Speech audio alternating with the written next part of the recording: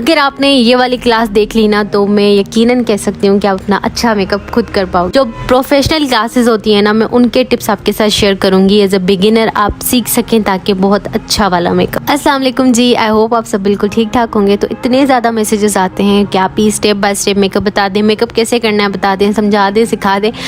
Even मेरे पास messages भी आते हैं कि ऑनलाइन क्लासेस दे दें। तो मैंने कहा क्यों ना हम सारी बहनों के लिए भला करें कि एक ऑनलाइन छोटा सा कोर्स ले आऊँ जिसमें आप एटलीस्ट इतना मेकअप सीख लो कि आप अपना अच्छा मेकअप कर सको। मैं आपके साथ वो प्रोफेशनल टिप्स शेयर करूँगी, वो चीज़ें सिखाऊंगी जो मैंने खुद सीखी हैं और जो वाकई जो है एक प्रोफेशनल मेकअप आर्टिस्ट करता है। आपको बेसिक जो है वो सारी चीज़ें मेकअप की नॉलेज में देने वाली हूँ। तो अब एक आर्ट है, इसको सीखना चाहिए शुरू से, ना कि ये समझना चाहिए कि बेस लगा ली बस पाउडर लगा लिया तो मेकअप हो गया। नहीं, मेकअप को बिल्कुल शुरू से सीखना है। भले से हम कुछ भी सीखें, हमें उसकी बुनियादी चीज़ें ज़रूर भी सीखनी चाहिए। बेशक से हम पढ़ाई कर रहे हो, इंग्लिश सीख रहे हो, कुकिंग सीख रहे हो, तो हमें उनकी बुनियादी चीज़ें आनी चाहिए। तो आज हम सीखने वाले हैं स्किन टाइप्स के बारे में, क्योंकि यहाँ पर ही जो है ना हम गलती करते हैं कि हम अपनी स्किन टाइप की चीज़ें नहीं लगाते अपने फेस पे।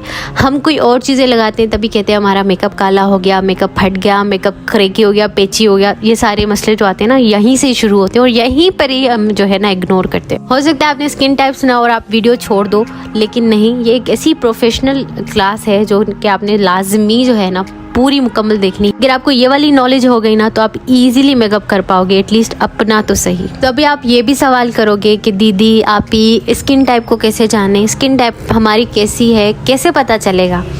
तो देखें, सबसे पहले आपने करना क्या है कि सुबह को जब आप उठते हो तो आपके फेस का जो टेक्सचर होता है ना, वो ही आपकी स्किन टाइप बता सकता है कि आपकी स्किन टाइप क्या है। तो आपने सिंपली क्या करना है अपनी स्किन टाइप को जानने के लिए कि सुबह जब आप उठोगे बिना किसी फेस वॉश की, आपने बिल्कुल फेस वॉश वगैरह नहीं करना है, सही है। आपने क्या करना है, आपने जो है ना टिश्यू पेपर ले लेना है, ठीक है। टिश्यू पेपर लिया आपने और अपने फेस पर टैप किया, ठीक है। आप जब अपने फेस पे टैप करोगे ना तो आपको पता चल जाएगा कि वेदर आपकी स्किन ऑयली है, वेदर ड्राई है, क्या है। आपने जस्ट टिश्यू पेपर लेके अपने फेस पे टैप करना है। अगर आपके फेस से ऑयल छूटा है, रिलीज़ हुआ है, तो इसका मतलब आपका फेस ऑयली है, पूरे फेस पे ऑयल है। तो अगर आपकी स्किन पे कोई ऑयल नहीं है बल्कि आपकी स्किन जो है वो बिल्कुल टाइट, इची, पेची टाइप की लग रही है, तो मतलब आप स्किन ड्राई है, ठीक है। और अगर आपकी स्किन पे कहीं पर तो ऑयल है और कहीं पर तो ड्राइनेस है, तो मतलब आपकी स्किन कॉम्बिनेशन है, ठीक है।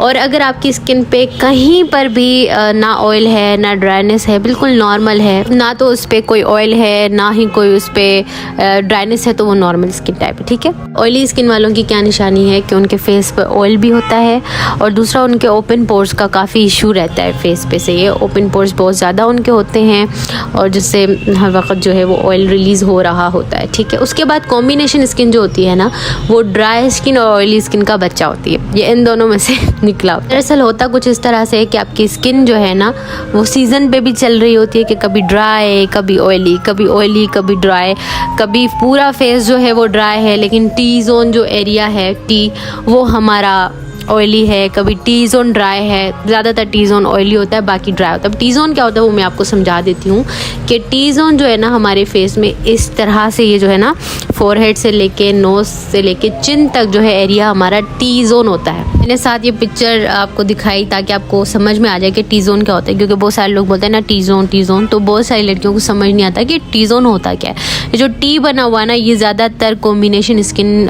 वाली गर्ल्स का जो है ना ऑयली होता है, ठीक है। और बाकी जो रेस्ट ऑफ फेस है वो सारा ड्राई होता है, सही है।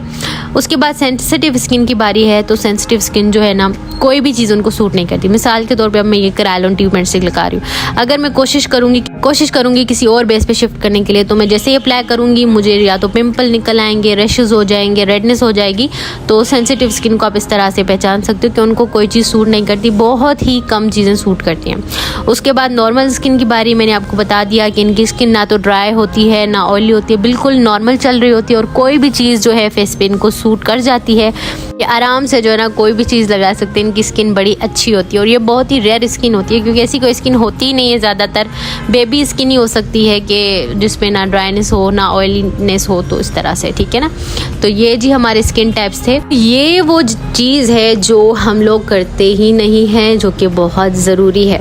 यहीं पर ही हम लोग ना मार खाते हैं कि हमारा मेकअप यहीं से ख़राब होना स्टार्ट होता है। और हम क्या समझते हैं कि हमारा बेस ख़राब है, हमारा पाउडर ख़राब है, हमारा प्राइमर ख़राब है, ये चीज़ हम समझते हैं। ये जो चीज़ें ना हम नहीं करते, ये मेकअप में नहीं आता लेकिन मेकअप की प्रिपरेशन में आता है। बहनों, यही वो चीज़ें हैं जो सैलून्स में की जाती हैं, तो उनका मेकअप इतना फ्लॉलेस लॉन्ग लास्टिंग रहता है। हम क्या करते हैं, बस डायरेक्टली प्राइमर लगा दिया, डायरेक्टली फाउंडेशन अप्लाई कर दिया, तो बेस जो है वो हमारी खतरनाक ही लग रही होती है।